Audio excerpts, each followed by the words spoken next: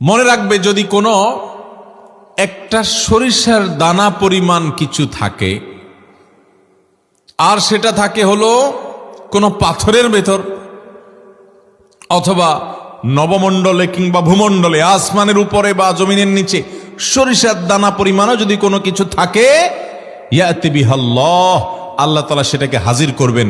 কারণ কোনো কিছু আল্লাহর নখদর্পণের, আল্লাহর নলেজ এবং ইলিমের বাইরে হতে পারে। এই উপদেশ করেছেন লোকমান হাকিম তার ছেলেকে। কেন?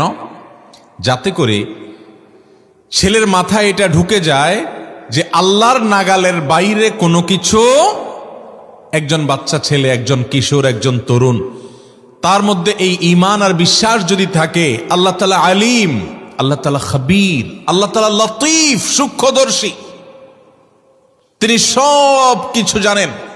এত সূক্ষ্ম যে একেবারে গভীর রাতে, আমাবস্যার রাতের গভীরে, গুটগুটে অন্ধকারের মধ্যে কালো কোনো পাথর, এর উপর যদি কালো কোনো পিপিলিকা কিংবা পাথরের নিচে কোনো পিপিলিকা চলে, আল্লাহ রাব্বুল আলামিনের কাছে সেটাও একেবারে পরিষ্কার। আল্লাহ তাআলা সবকিছু জানেন, আল্লাহর কাছে গোপন করার কোনো সুযোগ। ইন্নাল্লাহা আলিমুম বিযাতিস সুদূর, বান্দার অন্তরে কলবে কি আছে না আছে এর সব কিছু জানেন কে? আল্লাহ।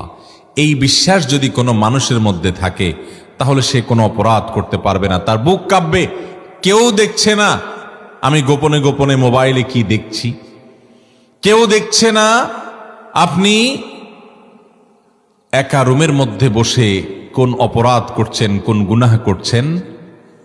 আরশে আজিমের মালিক ঠিকই সব দেখছেন, তার কাছে সব রেকর্ড হয়ে যাচ্ছে।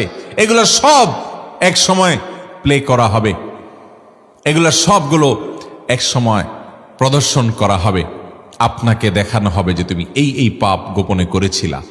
তাহলে ঈমানদার একজন মানুষ যখন তার সন্তানকে ছোটবেলায় এই বিশ্বাসটা তার মধ্যে বদ্ধমূল করে দিতে পারবে, তার অন্তরে যদি ঈমানের এই পয়েন্টটাকে গেঁথে দিতে পারে যে বাবা মনে রাখবে, আল্লাহর ভয় তোমার অন্তরে এইভাবে জেগে থাকতে হবে, তুমি যেখানেই থাকো, যেখানেই যাও, যা করো না কেন, আল্লাহর জানার বাইরে, আল্লাহর ইলিমের বাইরে, আল্লাহর পাকড়াওর বাইরে তোমার কোনো জায়গায় যাওয়ার, কোনো কাজ করার কোনো সুযোগ।